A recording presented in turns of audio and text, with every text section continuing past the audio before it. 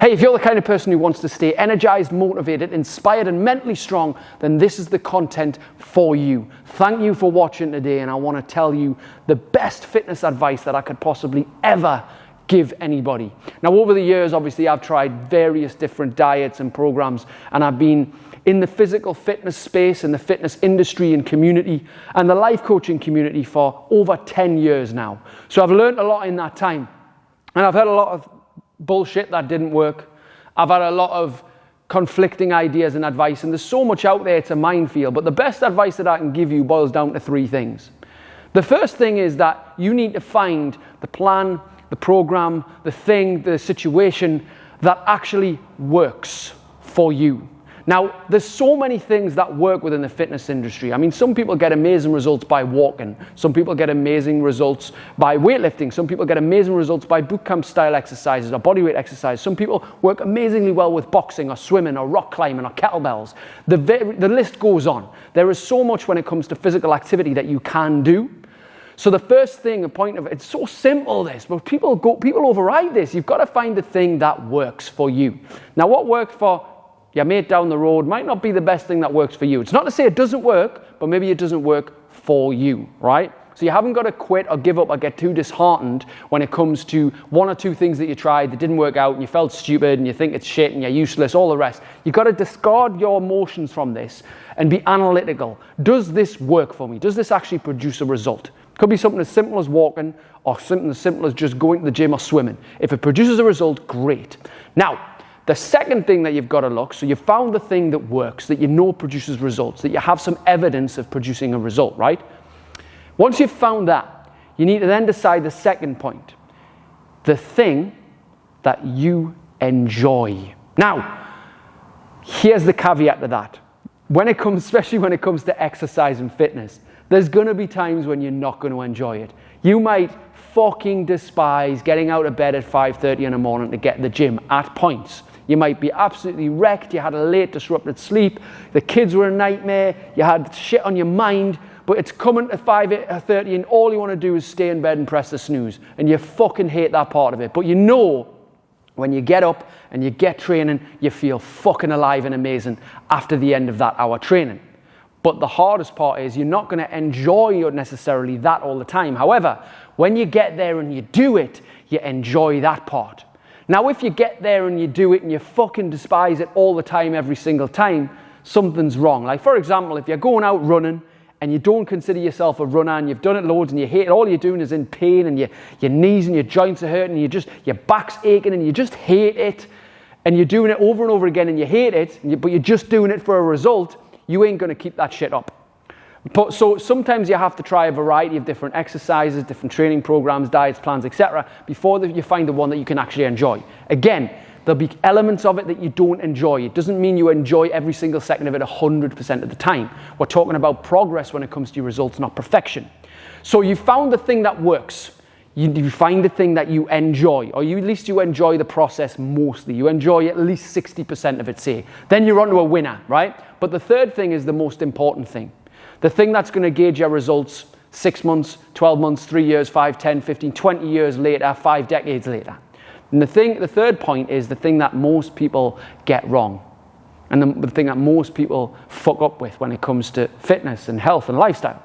They find what works, they find what they enjoy, and they do it for a while life's hunky-dory, while they've got a goal to be stretching for, like a holiday or a wedding or a photo shoot or an event. And then what happens is they stop. So the third point is the most important.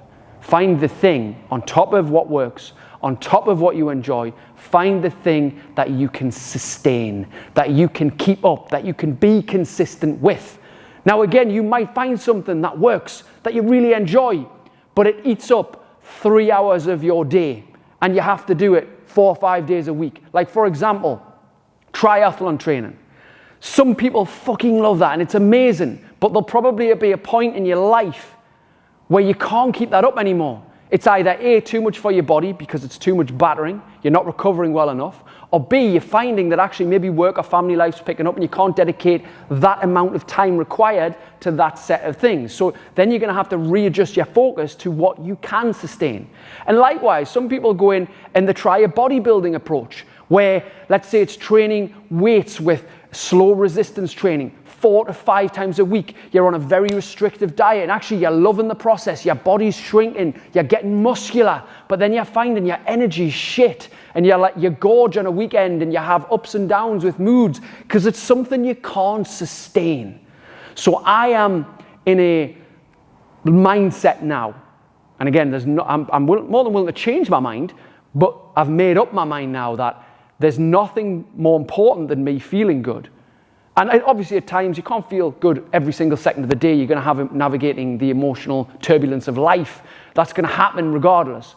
But I've found a solution and a system now within a training program called TST, which is one of my fitness programs that I run, and a way that I live my own life that helps me with something that works, that helps me with something that I can enjoy because it's varied, it's exciting, it's always different, but also a system that can be sustained. So my philosophy is move more days of the week than not.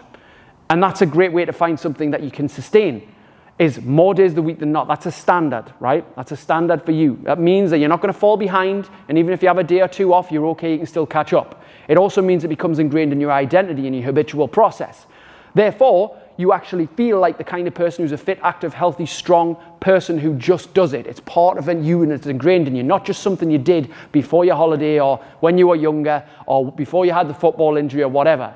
Now again, it could be something like yoga or Pilates or aqua aerobics. So I don't know. If you're watching this video, I don't know where you're watching it from, but you need to find something that you can sustain, because sustainability and consistency is the thing that's going to help you long term. Now, this may seem strange coming from a guy approaching his late 30s. Most people don't talk like this until they're 50 and 60-year-old, talking about health and longevity, and they don't get a handle on it until later. But why should it take diabetes, stroke, heart attack, heart disease? Why should it take cancer, illness, for you to get a fucking handle on your health and your fitness routine? And these 3 things that I've told you are the secret sauce, the secret special ingredient that you need and most people avoid. Yeah, they might find something that works that they enjoy for a certain period of time, but how many of you can find those 3 things, mix them together, cement them together, and utilize them for the rest of your life? And again, you might change your approach here and there, but the foundations are the same. Find what works, that you enjoy, that you can sustain. If you've got them, you're in a winning fucking formula for life. Your energy is going to be supercharged. Your enthusiasm is going to be through the roof. Your levels of inspiration and motivation are going to be high almost daily, as long as you're navigating those turbulent emotions. But at the forefront of it, you are doing the actions based upon what you are fucking committed to. What works, what you enjoy, and what you can keep up. You're not going to feel like it all the time. But those that operate based on feeling and emotion rather than commitment and process and discipline are always going to be disappointed. So we have to act based on a place of what we're committed to. And I hope you're committed to a healthier, happier life. And if you're watching this video this far, and if you follow my content on my channel or whatever it is you're watching me on, then I hope this is getting ingrained in some way in you as well. And if you're watching this on YouTube, there will be a video now every Monday, a long-form video like this to help inspire you, to help you keep energized, to keep motivated, to keep inspired and strong and mentally focused. And I hope today that you've enjoyed this video. Put a comment below, like this video, share it, whatever you need to do, spread the word, do something with this video, and I hope it's positively impacted at least one person today. I'll see you on the next one. Take care.